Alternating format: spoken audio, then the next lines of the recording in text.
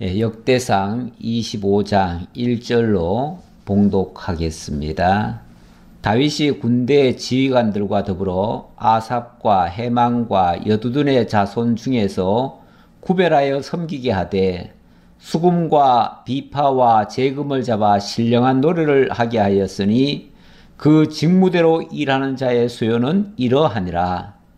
아삽의 아들들은 삭굴과 요셉과 느다냐와 아사렐라니, 이 아삽의 아들들이 아삽의 지휘 아래 왕의 명령을 따라 신령한 노래를 하며 여두둔에게 이르러서는 그의 아들들 그달리아와 스리와 여사야와 시므이와 하샤바와 마따니아 6사람이니 그의 아버지 여두둔의 지휘 아래 수금을 잡아 신령한 노래를 하며 여호와께 감사하며 찬양하며 헤만에게 이르러는 그의 아들들 붓기야와 마따냐와 우시엘과 스부엘과 여리목과 하나냐와 하나니와 엘리아다와 깃달디와 로맘디에셀과 요스브가 사와 말로디와 호딜과 마하시옷이라. 이는 다 헤만의 아들들이니 나팔을 부는 자들이며 헤만은 하나님의 말씀을 가진 왕의 선견자라. 하나님이 헤만에게 14아들과 3딸을 주셨더라.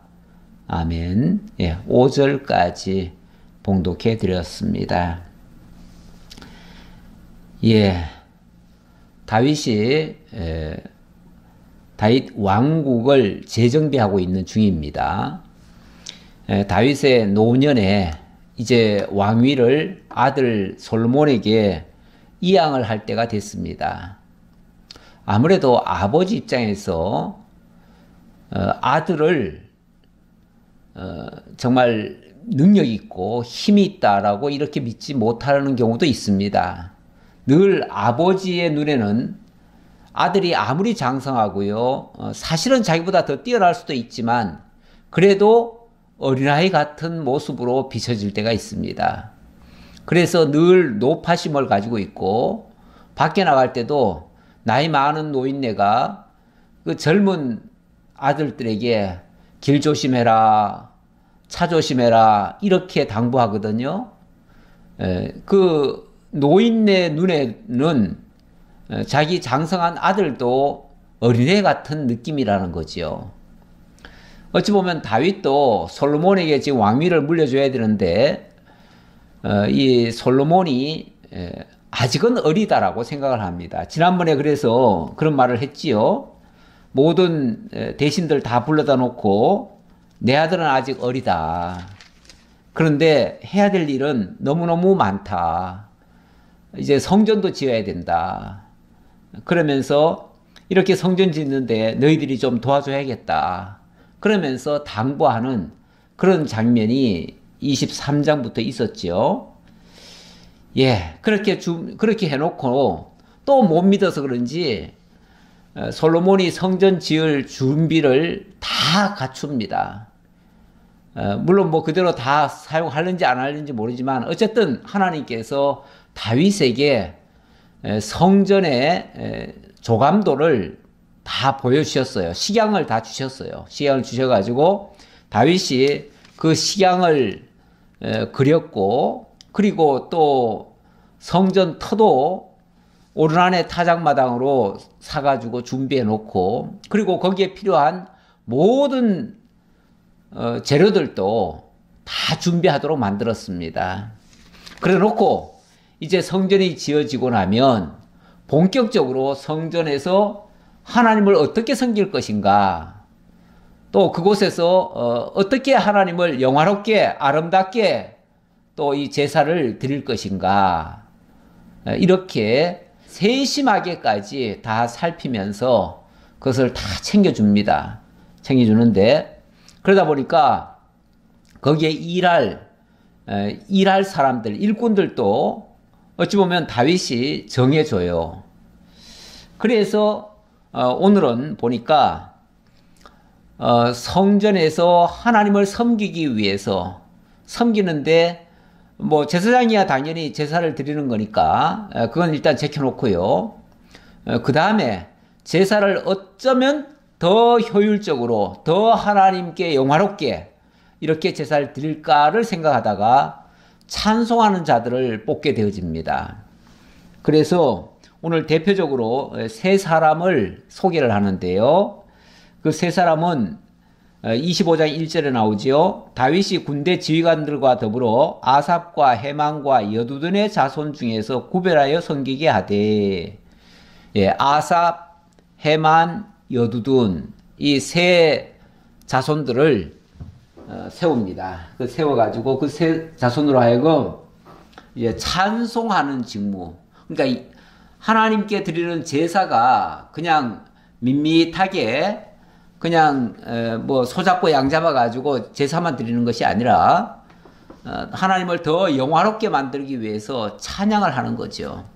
원래 제사라고 하는 것은 엄청난 희생이 따르는 것이기 때문에 그 제사 그 자체만은 어찌 보면 약간 우울할 수도 있어요. 그러니까 인간의 죄악 때문에 좀 우울한 모습들이 나타날 수는 있는데, 그러나 그 일을 통해서 하나님의 영광이 드러날 거거든요. 하나님의 영화로움이 나타날 거거든요.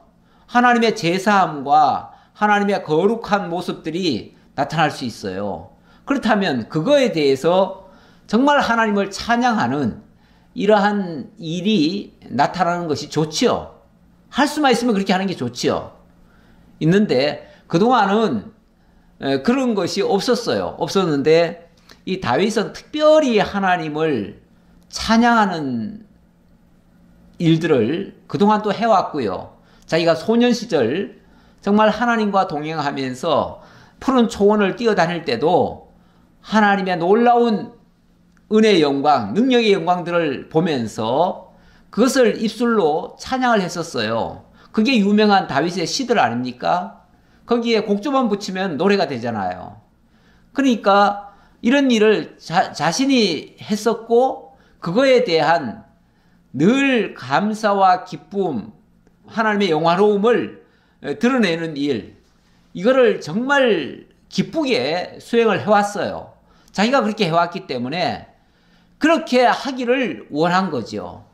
그래서 본격적으로 이제 성전이 지어지게 되면 그때 일할 사람들, 일꾼들을 다윗이 미리 뽑아놓는 거예요. 뽑아놓는데 거기에 특별히 세 사람을 뽑았네요. 아삽, 헤만, 여두둔. 이 사람들은 또 굉장히 중요한 의미들이 있습니다. 어쨌든 그들을 뽑아서 하나님을 찬송하는 임무를 맡기고요. 그리고 또 제비를 뽑아서 여러 가지 성전 안에서 행해야 될 직임들을 뽑습니다. 뽑는데 사람을 아주 골고루 써요. 골고루 써가지고 각 지파별로 몇 명씩 해가지고 그들을 뭐 소수로 이렇게 소수 정예부대를 만드는 것이 아니라 24반열을 만듭니다. 24반열을 만들어서 한 사람만 일을 하는 게 아니라 돌아가면서 24반열이니까 예를 들어서 한 달에 만약에 한 반열만 한다 그러면은 2년간 돌아갈 것이고요. 만약에 한 달에 두 반열씩 일을 하게 하면은 1년 동안 돌아가겠죠.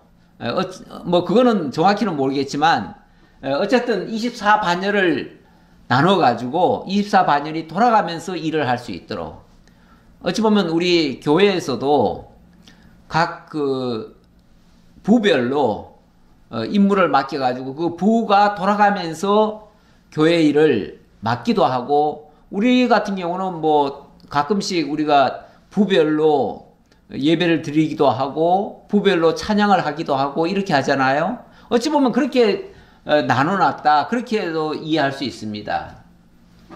그리고 26장으로 넘어가면 문지기들을 뽑습니다. 그래서 문지기도 반을 만들어 가지고 문지기도 돌아가면서 일을 할 수 있도록, 어떤 사람이 한 가지 일을 맡으면 그냥 그 사람만 주구장창 일을 시키고 나머지는 놀게 하는 게 아니라 여기도 반을 만들어 가지고 문지기도 돌아가면서 일을 할 수 있도록 그렇게 하고, 그 문지기로 또 그게 여러 사람이 많이 필요해요. 그러다 보니까 종족을 뽑고 그들에게 각각 임무를 맡기는 거죠. 그리고 그 다음에는 전과 곡간 맡은 레위 사람들을 뽑고요. 그리고 그 전 밖에서 또 왕의 일을 돕기 위해서 일하는 사람들, 이런 사람들을 차례대로 뽑는 장면들이 소개되고 있습니다. 이거는 이제 성전을 앞으로 지을 것에 대한 조감도라고 생각하시고요.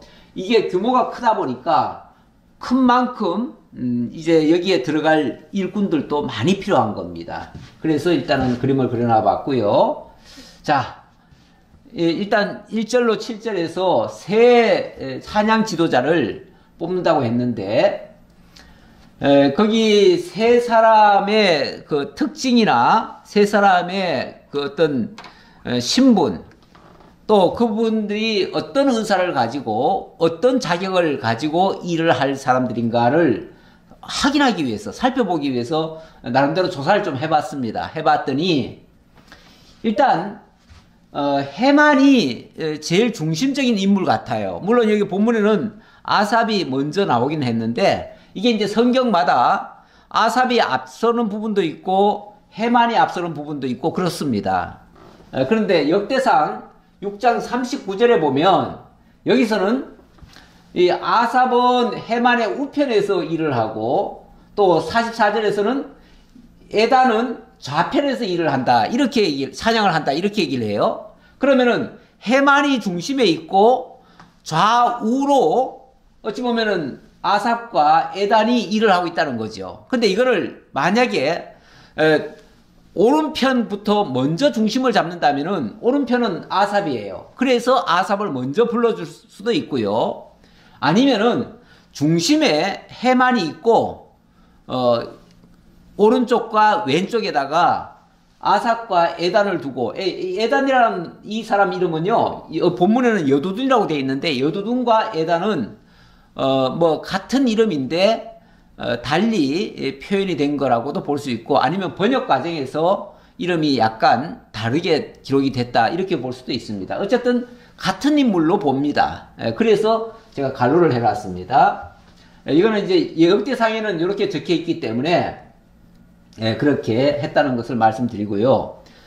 이 사람이 고앗 후손이에요. 고앗 후손인데 아삽은 게르손의 후손이고 여도두는 무라리의 후손입니다. 이게 이제 레위 제사장의 쉽게 말하면 3대 족장들이라고 얘기할 수 있어요. 자, 그 3대 족장들의 후손들이에요. 거기에 대표들이에요. 대표들인데 아무래도 이 고앗의 후손이 제일 앞장설 수가 있습니다. 위치적으로. 그랬을 때 제가 이 찬양대장이라고 제가 이름을 지어준 거예요. 이거는 찬양대장이라는 말은 없어요. 성경에는 없는데, 왜냐하면 한 중간에 있고 좌우에 사람을 두었다면 이 사람을 찬양대장의 역할이다, 이렇게 이해할 수 있다, 그 말이죠. 그리고 이 사람이 또 누구냐면은 족보로 올라가 보니까 사무엘의 손자예요. 사무엘이 누굽니까? 사무엘이 물론 일찍이 사울을 왕으로 세울 때도 사무엘이 역할을 했지만은 그 사울을 폐기시키고 그리고 다윗에게 기름을 부어서 다윗을 왕으로 세운 사람이에요. 그러다 보니까 아무래도 다윗이 이 사무엘의 손자를 굉장히 중용을 할 수가 있습니다. 그리고 이 사람은 성경에 또 어떻게 표현이 되어 있냐면 이 사람은 선견자라고 했어요. 선견자. 왕의 선견자. 이렇게 얘기를 했단 말이에요. 예. 본문에 있나요? 몇 군데 나옵니다. 예, 그래서 왕의 선견자라는 말은요, 선견자라는 말이 다른 말로는 선지자나 같아요. 지금 찬송하는 자인데 앞에서 나타내는 역할은 찬송하는 일이지만 이 사람은 하나님과 교통하면서 하나님의 말씀을 다윗에게 전달해주는 그 역할도 했다, 그 말이에요. 선지자 역할도 했다, 그 말이에요. 마치 할아버지 사무엘이 다윗에게 하나님의 뜻을 알려준 것처럼 이 사람도 하나님의 뜻을 다윗에게 전달해 준 사람이에요. 그러니까 얼마나 소중한 사람이에요? 정말 중요한 찬양 대장 역할을 할 수 있는 사람이죠. 역대상의 6장 33절에 보면 이 사람에 대해서 소개를 이렇게 하고 있어요. 직무를 행하는 자와 그의 아들들은 이러하니 그앗의 자손 중에 헤만은 찬송하는 자라. 요엘의 아들이요, 요엘은 사무엘의 아들이요, 사무엘은 엘가나의 아들이요. 그리고 쭉 올라가 보면은 고라는 이스라엘의 아들이요, 이스라엘은 그앗의 아들이요, 그앗은 레위의 아들이요, 레위는 이스라엘의 아들이라. 사무엘이 늘 하나님과 교통을 했던 사람인 것처럼 이 사람도 하나님과 교통하면서, 그러니까 단순 찬양 사역자가 아니에요. 정말 하나님의 뜻을 제대로 알고 하나님을 드높이며 찬양하는 사람이에요. 자, 그래서 이 사람이 중심적인 인물이다라고 저는 보여지고요. 그 다음, 여기 본문에서도 아삽이 나오는데, 아삽은 게르손의 후손입니다. 추적을 해서 올라가 보니까요. 근데 이 사람은 우리 시편에 찬양이, 이 찬양한 내용이요, 무려 12편이 있습니다. 시편을 12편을 써가지고 사실은 그 이상 썼겠죠. 그 이상 썼는데 우리 성경에 들어와 있는 시편만 해도 12편이다 그 말이에요. 그러니까 대단한 작곡가예요. 그래서 이 게르손의 후손으로서 아삽이 중요한 역할을 했고요. 그 다음에 이 여두두는 무라리의 후손이에요. 무라리의 후손인데 다 같이 레위 자손이에요. 자, 그런데 이 사람은 무슨 일을 했느냐 하면은 시편 39편과 62편, 77편에 이렇게 적혀 있어요. 영장으로 여두둔의 법칙을 의지하여 한 노래, 이렇게 돼 있어요. 그러니까 이 시편 39편과 62편과 77편을 여두둔이 썼다는 얘기가 아니라 어떤 사람이 여두둔의 법칙을 의지해서 썼다 그 말이에요. 여두둔의 법칙이라고 하는 말은 이 여두둔의 지위에 따라서 이 곡을 짓고 또 이렇게 시를 썼다 그 말이에요. 그 말이니까 이거를 이제 제가 지휘자라고 지금 우리식으로 제가 이해하기는 이게 지휘하는 역할이 아닌가 그 말이에요. 그러니까 여두둔의 법칙이란 말은 여두둔이 정한 어떤 운율에 따라서 했다 그 말이거든요. 그러니까 여두둔이 지휘를 하고 그 지휘에 맞춰서 노래가 만들어졌다 그 말이에요. 예, 그래서 헤만은 찬양 대장이고 아삽은 작사 작곡가고 여두둔은 지휘자고 또는 뭐 작곡가일 수도 있어요. 지금 이 법칙이라는 게 저는 지휘로 보이기는 하는데 이 사람들은 그냥 보통 사람들이 아니고요. 이 사람들은 특별히 정말 하나님께로부터 이 찬양의 은사를 받은 사람들이에요. 심령 깊숙이 그들 속에 하나님의 그 놀라운 그 은혜와 능력의 영광들이 가득 차 있는 거예요.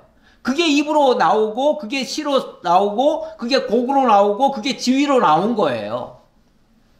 그래서 이들은 찬양하기 위해 태어난 사람들이에요. 이사야 43편 21절에 보면 하나님께서 이스라엘을 지으신 목적이 나오는데 거기 보면 이렇게 적혀 있어요. 이 백성은 내가 나를 위하여 지었나니 나를 찬송하게 하려 함이니라. 물론 이건 이스라엘 백성을 두고 한 말인데 좀 좁게 보면은 이런 사람들을 정말 하나님 찬송하기 위해서 지어놓고 이들로 하여금 이제 때가 되니까 성전이 지어지거든 본격적으로 하나님을 이렇게 찬양해라 하고서 이 지위를 줬다 그 말이에요. 얼마나 소중한 일입니까? 이들이 다 그들의 아버지의 지위 아래 재금과 비파와 수금을 잡아 여호와의 전에서 노래하여 하나님의 전을 섬겼으며 아삽과 여두둔과 헤만은 왕의 지위 아래 있었으니, 자, 이들이 이런 중요한 역할을 맡아가지고 이거를 이제 체계적으로 하는데 그 아들들의 아버지들이잖아요. 그러니까 아버지가 있고 아들들을 또 그 일에 맡겨서 그것을 이제 대를 이어가면서 그렇게 하도록 했다 그 말이죠. 그들과 모든 형제 곧 여호와 찬송하기를 배워 익숙한 자의 수요가 288명이라. 이렇게 세워져서 찬양을 본격적으로 하는 사람들이 몇 명이냐면 288명이래요. 그러니까 288명이 쉽게 말하면 찬양대인 거예요. 찬양대. 찬양대를 조직해서 이들이 대장이 되고 이들 밑에 쉽게 말하면은 그 대원들이 있어가지고 그들이 여기에 합당하게 일을 했다 그 말이에요. 찬양하는 일을 했다 그 말이죠. 자, 그런데 이제 8절. 자, 일단 그렇게 이해를 하고요. 넘어가 봅시다. 넘어가면 8절로부터 31절까지는 자, 288명이라고 그랬잖아요. 288명. 288명을 이제 288명의 쉽게 말하면 찬양대를 조직을 하는데 거기에 누구를 뽑느냐 하는데 보니까 31절까지 제비를 뽑아서 직임을 맡겼다 이렇게 얘기를 하네요. 제비를 뽑았다. 제비를 뽑아서 이걸 또 하나로 만드는 게 아니라 이거를 24반열로 나눠서 그 일을 하게 합니다.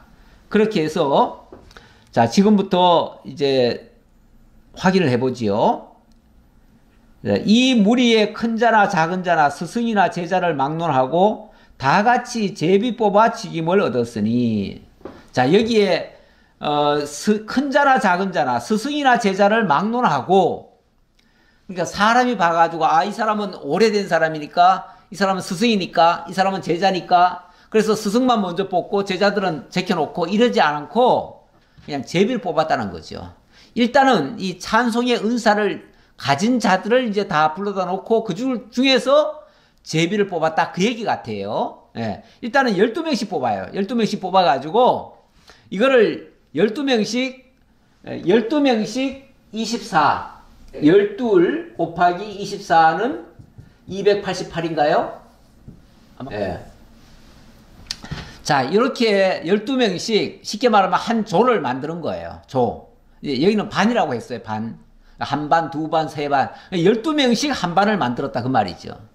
사람들을 뽑는데 무작정 그냥 제비를 뽑았다가 아니라 이 일을 할 사람들을 288명을 선정해 놓고 그 중에서 12명씩을 뽑는데 쉽게 말하면 제비를 뽑아서 12명씩을 챙겨줬다 그 말이에요. 그러니까 아, 나는 이쪽 반에 갈래. 너는 저쪽 반에 가. 이렇게 한 게 아니고 제비를 뽑아서 거기에 뭐 선배든 후배든 스승이든 제자든 상관없이 그런 거 안 따지고 그러니까 어떤 데는 뭐 스승들만 모일 수도 있을 거예요 아마. 그리고 어떤 데는 또 제자들만 모일 수도 있고요. 그러나 상관없어요. 왜냐하면 어차피 그 중에는 하나님이 골고루 다 섞어 놓을 거예요 아마. 제자라고 해서 무조건 뭐 실력이 부족하고 스승이라고 다 실력이 높습니까? 먼저 배웠다는 거는 사실이지만 먼저 배웠다고 기술이 다 항상 좋은 건 아니에요. 그러니까 골고루 섞어놔도 하나님이 총지휘자시면 다 골고루 일 잘할 거예요. 그러니까 교회 일도 어떤 사람은 나는 이 부서에 들어가서 나는 평생을 이 부서에서만 일을 하겠다. 사실 그럴 필요가 없을 것 같아요. 설령 원래는 이 일을 하더라도 다음에 또 저 일을 하면은 또 그쪽에 또 하나님께서 또 지혜를 주셔가지고 또 감당하게 하시죠. 어찌 보면 골고루 다 일하게 하실 수도 있어요. 뭐 정확히 어떤 식으로 했는지는 자세히 모르겠으나 어쨌든 제비를 뽑았다. 제비를 뽑았다는 것은 이 사람의 불만을 잠재우고요. 인위적으로 사람 따라서 가지 않도록 하고 그야말로 하나님이 엮어주신 자들과 함께 일을 하는 거죠. 근데 우리가 사람이 선별해서 하라고 하면요. 아이, 나는 저쪽이 싫어. 난 저쪽 부서가 싫어. 나는 이쪽이 좋아. 나는 이쪽 사람들이 좋아. 그러면서 자기가 좋아하는 사람들만 뭘 하려고 해요. 그렇게 되어지면 그것도 한쪽으로 기울어 버리잖아요. 균형이 안 잡히잖아요. 예, 제비로 뽑아서 오히려 하나님의 뜻이 정확히 이루어지는 그게 더 정확할 수 있습니다. 제가 여기 제비로 뽑힌 교부 아타나시우스 이걸 제가 하나 가져왔는데 이 기독교 교회사를 배우다 보면 초대교회는 아니고 이때가 아마 주후 한 350년경 정도가 됩니다.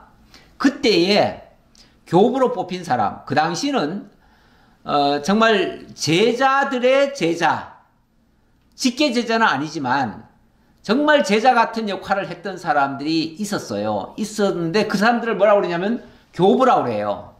교부라고 그러는데 여기 서방교회, 동방교회, 그리스 정교에서는 아타나시우스를 성자라고 그럽니다. 성자.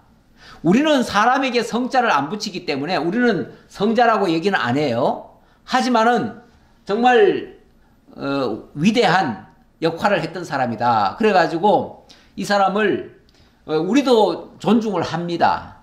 존중을 하고 이 사람이 굉장히 정말 참 대단한 일을 한 사람이에요. 근데 이 사람이 처음부터 실력이 그렇게 좋았던 사람인가? 그렇지 않아요. 예, 부제로서 쉽게 말하면 원 사제가 있고요. 사제의 신부로 많은 사람인데 이 사람이 사제가 회의가 있다 그래가지고 회의에 참석했다가 거기에 이제 참관하러 갔다가 저 구석에 이제 처박혀 있었죠. 근데 갑자기 주교를 뽑는데 갑자기 제비를 뽑는 거예요. 제비를 뽑는데 이 사람은 해당도 안 되는데 어찌 보면 이 사람이 덜컥 뽑혀버렸네요. 그러니까 이 사람이 자기는 그런 자격도 없고 그런 할 사람이 아니라 그러면서 도망을 가버렸어요. 도망을 갔더니 도망가는 사람을 아니 제비로 뽑아가지고 하나님께서 뽑아놓은 사람이 도망가면 어떡하냐 해가지고 쉽게 말하면 강제로 그 일을 맡겼어요. 맡겼는데 이 사람이 얼마나 일을 정말 지혜롭게 잘하고 또 하나님의 말씀을 정확하게 해석을 해가지고 정말 교리적으로 이 신학 체계를 세운 사람이에요. 신학 체계를 세웠고 이 사람이 무엇보다도 대단한 업적을 크게 남긴 거는 이 사람이 오늘날 우리가 지금 사용하고 있는 이 성경 신약 성경 27권 이 성경을 오늘 우리가 보는 이 순서대로 편집을 한 사람이에요.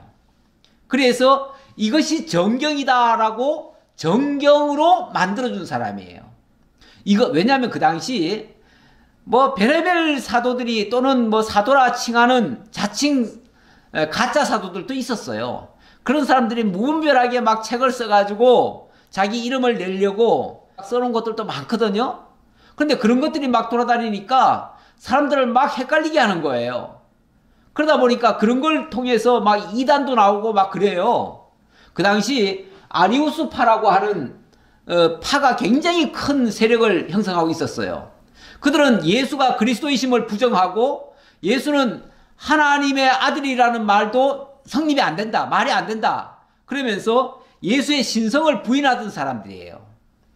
그런 사람들을 그 당시에 막 활개를 치고 그 사람들이 이 권력에 빌붙어 가지고 로마 황제의 측근에 있었어요. 그러다 보니까 그런 세력이 아주 크게 부상을 하니까 이 아타나시우스가 말씀을 제대로 깨닫고 이거를 바르게 전하려고 했더니 그걸 못하게 하는 거예요. 나중에는 교부가 됐는데 교부라는 말은 나중에 후대의 이름을 지어준 거예요. 지어줬고 그 당시는 주교죠. 주교. 대주교죠. 대주교.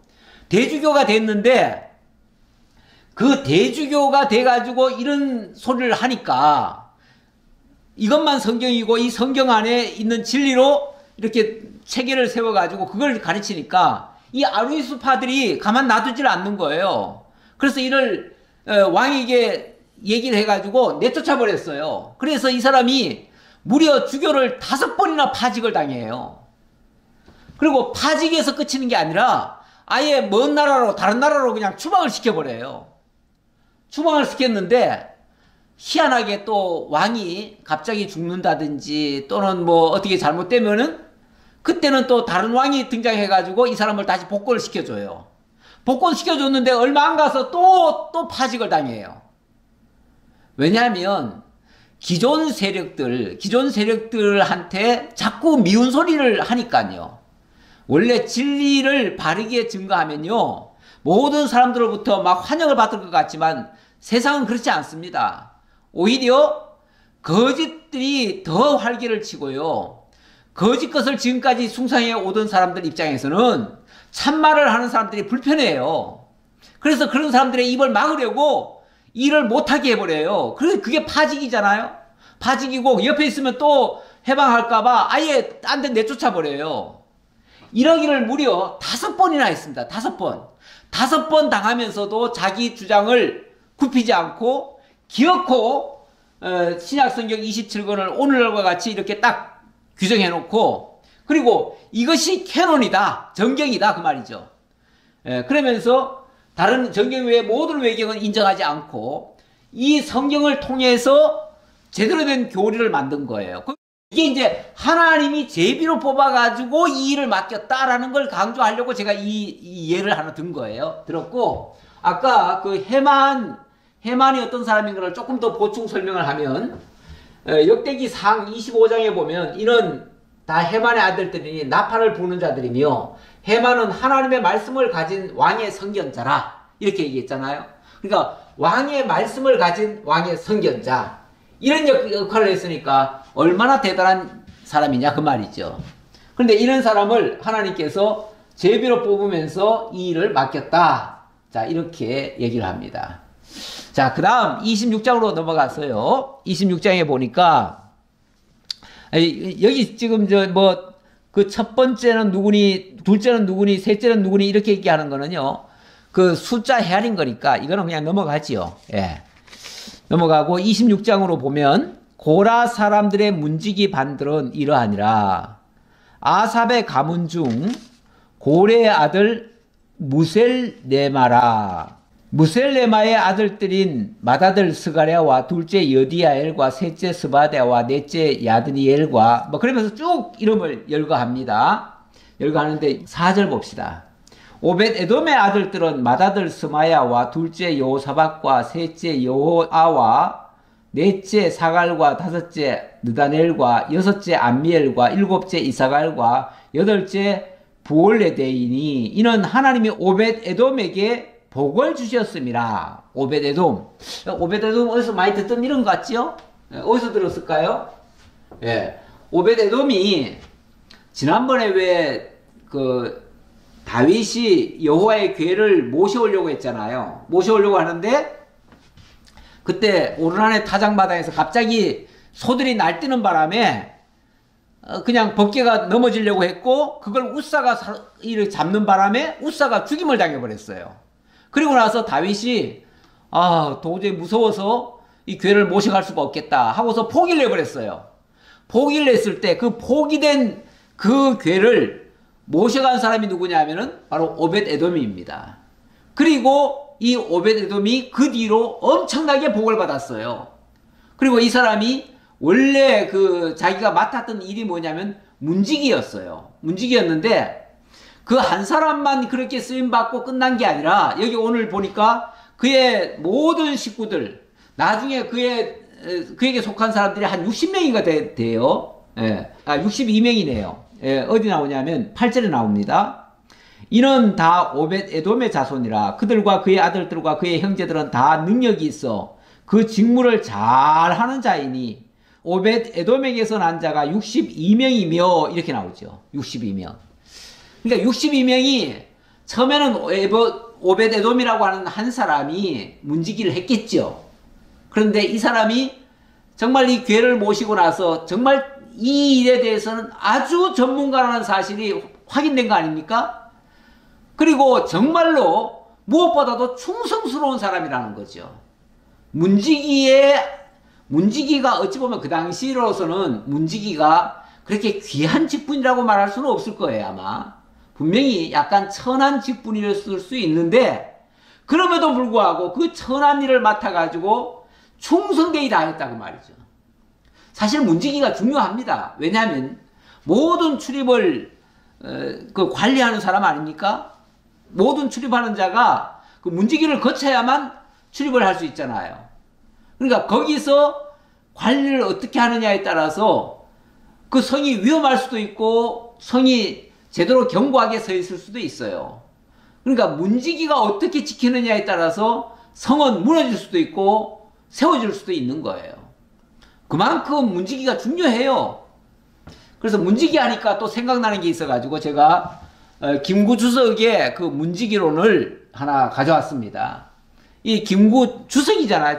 주석인데 이 당시로는 임시정부이기 때문에 임시정부의 주석 제도가 나중에는 그게 대통령과 같아요. 그래서 임시정부의 주석은 곧 대통령이었던 거예요. 그 정도의 권한을 나중에 가졌던 이 사람이 그 마음은요, 너무너무 소박해요. 너무너무 소박해가지고 이 사람의 평생 소원은 뭐냐면 나는 조국 통일, 그러니까 해방된 조국에서 나는 문지기가 되고 싶다.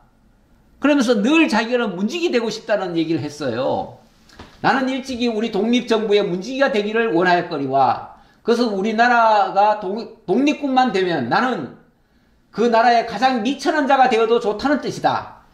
그 당시에 문지기는 천직이었어요. 천직이었는데 나는 대한민국이 정말 독립만 제대로 된다면 나는 거기서 문지기 역할로 나는 만족하겠다. 그 얘기잖아요. 예. 그러면서 독립정부의 뜰을 쓸고 문을 지키는 것을 소원으로 삼고 그 당시 내무총장인 도산 안창호한테 자기를 문지기로 써달라고 요청을 했어요. 요청을 했더니 이 안창호가 문지기 대신 경무국장, 현재로 말하면 경찰청장에다가 임명을 한 거예요. 그러니까 아니 문지기 해달랬더니 왜 경찰청장까지 해줍니까 하고서 그거는 너무 과분해서 내가 못하겠습니다 그랬는데 이 안창호가 아니라고, 그 정도 생각이면은 경찰국장 할 수 있다고. 그래서 경찰청장, 그러니까 경무국장이죠. 경무국장 시켜놨죠. 시켜놨더니 이 사람이 5년 동안 경무국장을 하면서 얼마나 많은 일을 했는지 몰라요. 그래서 그 당시에 독립운동가를 보호하고 임시정부의 청사를 경비하고 반민족 행위자를 처단하는 등 그래서 엄청난 많은 업적을 남겼다고 해요. 이런 사람이 나중에 이제 주석이 되는 거예요. 우리 성경에도 그러잖아요. 적은 일에 충성하는 자가 큰 일에도 충성할 수 있다고요. 우리 하나님께서 정말 이런 순수한 마음을 가진 자를 하나님께서 크게 쓰신 거예요.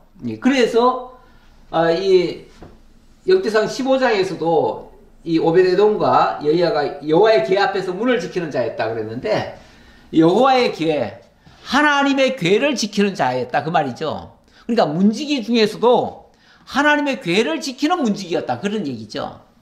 그러니까 하나님의 궤를 지키는 자니까 얼마나 중요한 일이겠어요. 그래서 이 사람이 하나님의 궤를 모시기도 했던 사람 아닙니까? 그러니까 쉽게 말하면 하나님의 궤는 이 사람을 거쳐야 돼요.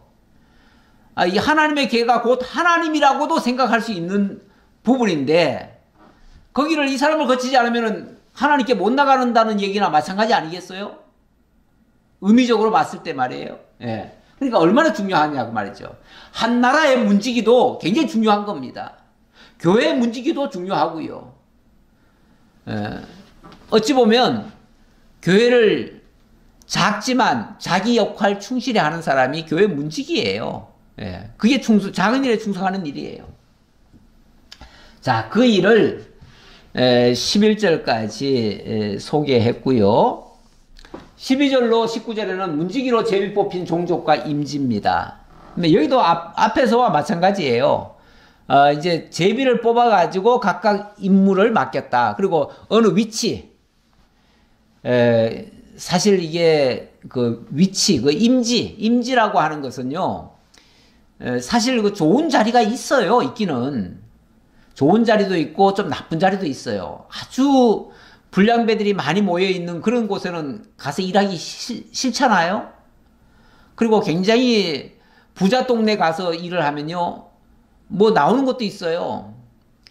전에 우리 장모님이 여의도에 있는 교회에서 전도사직을 했습니다. 전도사직을 했는데 거기는 큰 교회다 보니까 이제 전도사님들이 쉽게 말하면 여전도사들이 각 그 지구 또는 구역을 담당을 합니다. 담당을 하는데 담당 구역을 정해주느냐 하면은 실적에 따라서 좋은 구역, 나쁜 구역 이렇게 실적에 따라서 나눠줍니다. 그래서 좋은 구역에 가면요, 일반 교회들은 이 구역 신방을 하든지 이렇게 하면요, 교통비로 쓰라고 이렇게 많이 주는 게 있습니다. 쉽게 말하면 그거는 전도사들의 부수입이에요. 부수입이다 보니까 전도사들이 기왕이면 좋은 구역, 부자 동네 구역으로 가려고 아주 경쟁이 치열합니다. 근데 부자 동네 갈 수 있는 비결은 뭐냐면은 전도를 많이 해가지고 많은 사람을 데려와야 돼요. 그러니까 이렇게 일부러 교회에서는 그걸 경쟁을 시켜놔요. 경쟁시켜 놓으니까 서로 많이 데려오려고 하고 어떻게 해서든지 자기 이름으로 등록을 많이 시켜요. 시키면은 좋은 구역 가요. 좋은 구역 가면 부습이 많이 생겨요. 그러다 보니까 서로 그 쟁탈전을 하는 거죠. 서로 좋은 구역 가려고 애를 쓰는 거죠. 그런데 지금 여기는 어떻게 했다고요? 여기는 보니까 제비를 뽑았대요. 왜냐하면 당연히 좋은 구역을 서로 가려고 하겠지요. 그러지 말라는 거죠. 그러지 말고 제비를 뽑아서 나눠주는 거예요. 너는 이쪽 지역을 맡아서 이쪽 지역에 문지기를 해라. 너는 저쪽 구역에 문지기를 해라. 문지기도 예를 들어서 그 예루살렘 성만 만약에 하나 예를 든다면요. 예루살렘 성문 보면은 낙타문도 있고요. 양문도 있고요. 왕의 문도 있고요. 또 분문도 있어요. 분문. 분문이라고 하는 건 뭐냐면 똥분자거든요. 똥 치우는 문이에요. 그러니까 그 왕궁 안에 쉽게 말하면은 거기도 배설물들이 나올 거 아니에요? 그 배설물들 나오면 이 배설물들은 그 분문을 통해서 나가야 돼요. 그러면 그 문 지키는 사람은요, 맨날 진짜 참 표현하기 뭐하지만은 똥냄새 맡아가면서 거기서 일을 해야 돼요. 그쪽은 아마 사람 죽어도 그쪽으로 나갈 거예요, 아마. 그러니까 맨날 시체 나가고 맨날 똥 나가고 뭐 환자나 있으면 환자들 그쪽으로 나가야 되고 모든 굳은 일들은 다 그쪽으로 나가야 돼요. 그러면은 막말로 그쪽을 누가 가고 싶겠어요? 그쪽에서 누가 문지기 하고 싶겠어요? 좋은 데 가고 싶죠. 그래서 경쟁들이 생긴다니까요. 좋은 보직 받으려고 하고요. 세상에 그런 거 아니에요? 세상에 실력 평가해가지고 그 실력 따라서 좋은 자리 가잖아요? 배치하고. 예, 만약 실력 없으면 나쁜 자리 가고 저 한직에 밀려나고 사람한테 밑보이면 완전히 저 시골로 자천되고 그러잖아요? 그러지 말고 여기는 뭘로 했다고요? 제비를 뽑았다. 제비. 그러니까 이 제비 뽑는 것이 그야말로 순수하게 사람이 임의로 하지 않고 자기 좋은 대로 하는 것이 아니고 하나님의 뜻대로 했다. 이렇게 이해하시면 되겠습니다. 12절 보겠습니다. 이상은 다 문지기의 반장으로서 그 형제처럼 직임을 얻어 여호와의 성전에서 섬기는 자들이라. 각 문을 지키기 위하여 그의 조상의 가문을 따라 대소를 막론하고 다 제비 뽑혔으니 뭐 큰 자든 어린 자든 일일이 그런 것 큰 자들은 큰 자들끼리 모여라 이러지도 않고 그냥 막 제비를 뽑았다는 거죠. 뽑아가지고 셀레마는 동쪽을 뽑았고 그의 아들 스가랴는 명철한 모사라.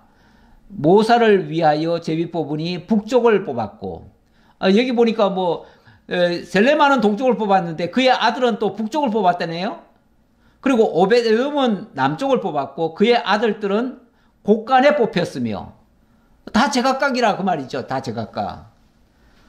숫빔과 호사는 서쪽을 뽑아 큰 길로 통한 살레겟 문 곁에 있어 서로 대하여 파수하였으니 동쪽 문에 레위 사람이 6이요 북쪽 문에 매일 4사람이요 남쪽 문에 매일 4사람이요 곳간에는 2씩이며 서쪽 뜰에 있는 큰 길에 4사람 그리고 뜰에 2사람이라. 고라와 무라리 자손의 문지기의 직책은 이러하였더라. 이들의 직책은 이러했다 그 말이죠. 이렇게 그 임무들을 맡겼다 그 얘기입니다.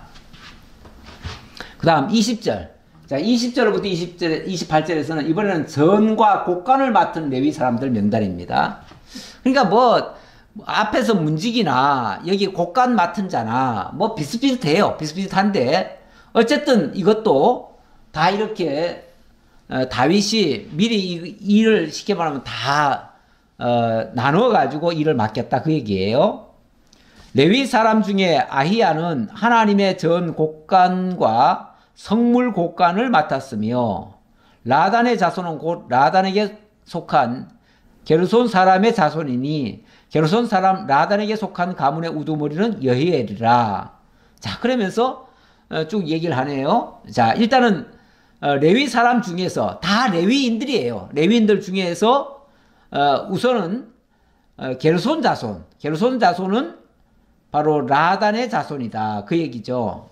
게르손 자손. 아까 왜 고핫 자손,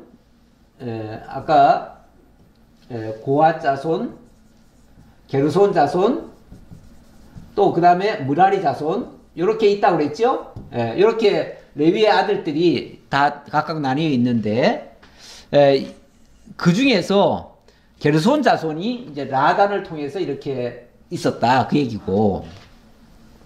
그 다음 23절에는 아므람 자손과 이스라엘 자손과 헤브론 자손과 우시엘 자손 중에 모세의 아들 게르솜 자손 스부엘은 곡간을 맡았고, 이 아므람은 사실은 이 고핫의 아들들 한참 내려가서 4대가 아므람입니다. 고핫의 4대가 아므람이에요. 왜 여기 아므람까지 왜 얘기를 했냐면, 이 아므람의 아들이 모세거든요. 모세와 아론이거든요. 그래서 모세와 아론도 매우 중요한 역할을 했었다라는 걸 설명하려고 아마 여기까지 설명하는 것 같습니다. 자, 그렇게 쭉 내려가고요. 27절 봅시다. 그들이 싸울 때 노력하여 얻은 물건 중에서 구별하여 드려 여호와의 성전을 계수한 일과 선견자 사무엘과 기스의 아들 사울과 넬의 아들 아브넬과 스루의 아들 요압이 무엇이든지 구별하여 드린 성물은 다 슬로못과 그의 형제의 지위를 받았더라. 이 슬로못의 역할이 매우 중요했다. 그런 뜻으로 얘기하는 것 같아요. 이 슬로못의 역할은 바로 이 아므람의 아들 모세의 아들들 그 자손 계열이 매우 중요한 역할을 맡았다. 그 얘기죠. 그 얘기고, 여기 지금 게르손과 무라리 자손은 여기에 해당 안 되네요. 여기 해당 안 되니까 일단 이건 지웁시다. 지우고, 아까 이제 고핫 자손, 레위 자손 중에서 고핫 자손을 지금 계속 얘기하는 것 같습니다. 그래서 이스라엘 자손 중에 그나냐와 그의 아들들은 성전 밖에서 이스라엘의 일을 다스리는 간원과 재판관이 되었고, 자, 레위 사람이지만 레위 사람 중에서도 뭘 했다고요? 다윗이 중용을 해서 관원과 재판관도 삼았다. 왜 처음에 그 레위인들 중에서 일부를 뭐 4,000명인가 6,000명인가를 이렇게 간원을 썼다. 뭐 그런 말이 있었잖아요. 아마 거기에 해당되는 것 같습니다.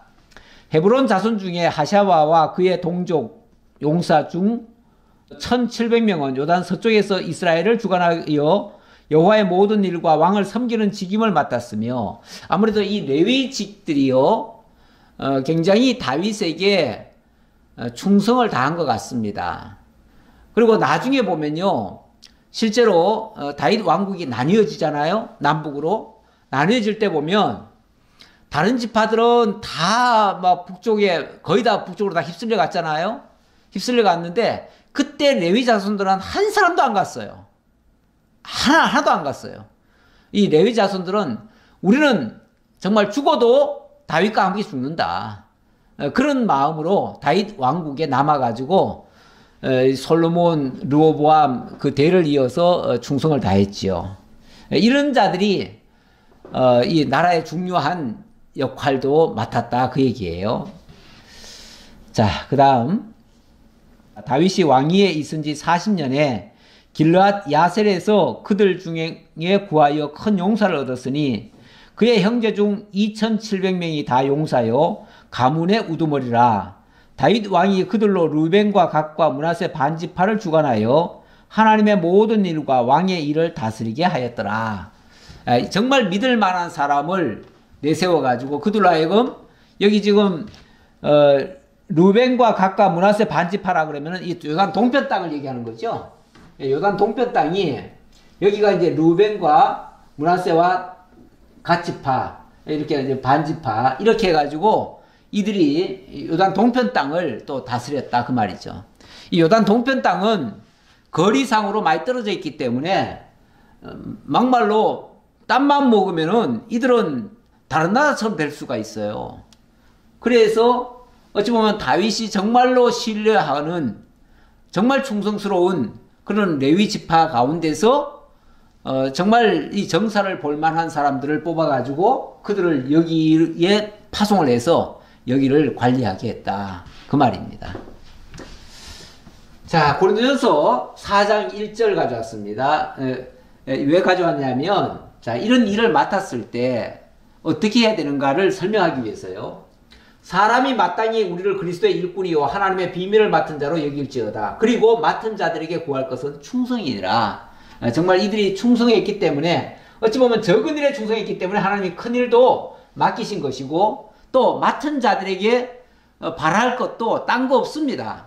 그냥 그 일에 충성해 달라는 거예요. 뭐 대단한 업적을 남겨달라는 게 아니에요. 각자 자기가 맡은 일, 그 일만 잘 해주기를 바라는 거죠.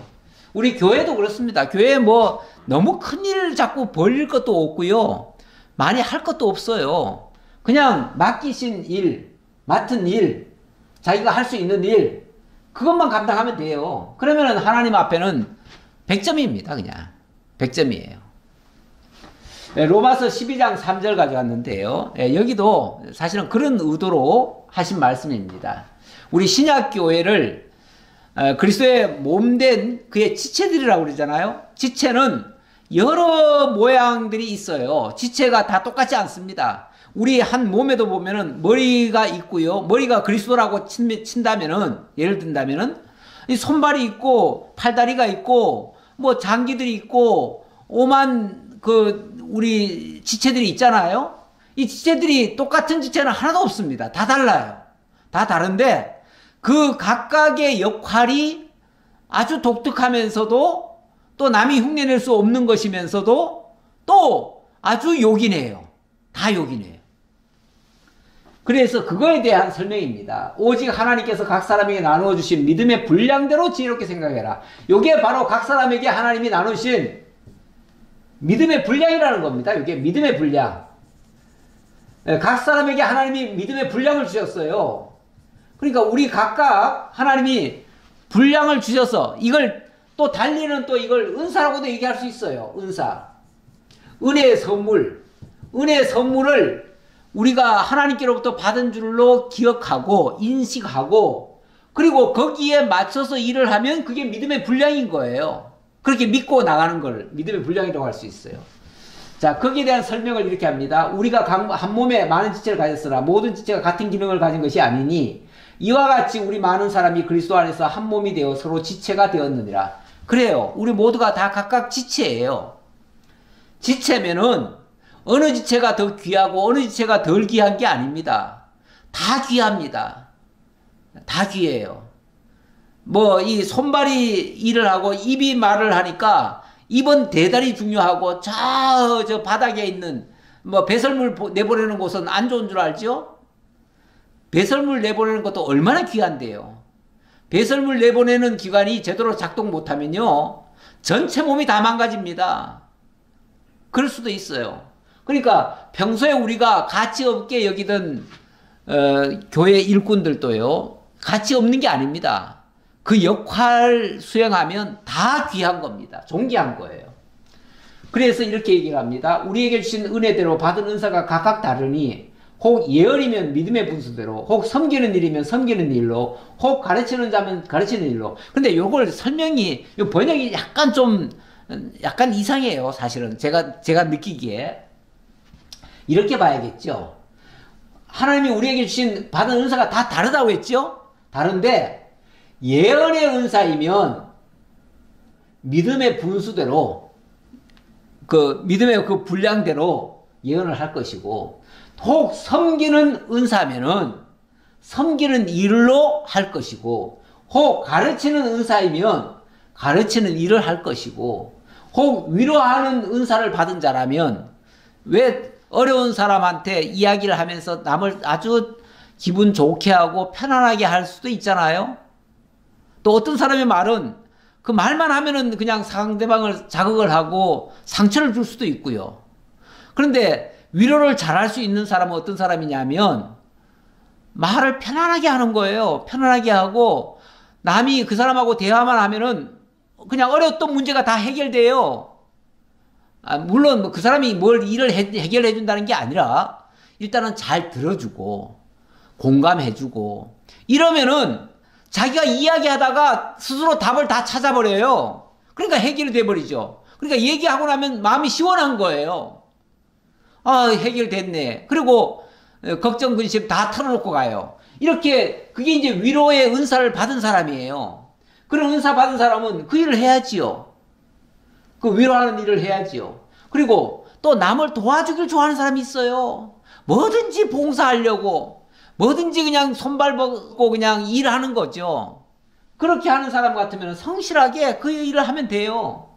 그리고 다스리는 자는 부지런함으로 다스린다고 하는 게요. 남 위에서 군림한다는 말이 아니고 정말 보살펴 주는 거예요. 정말 보살펴 주니까 그 사람의 형편도 살펴봐야 되고요. 그 사람과 대화도 해봐야 되고요. 때로는 필요한 거 있으면 공급도 해줘야 되고요. 부지런해야 돼, 한마디로. 제 동서가 저기 저 시골에서 장로하고 있잖아요. 얼마나 부지런한지 모르겠어요. 교회에 일이 있다 그러면은 뭐 열일 제껴놓고 가게 문 닫아놓고 그냥 전국을 쫓아다녀요.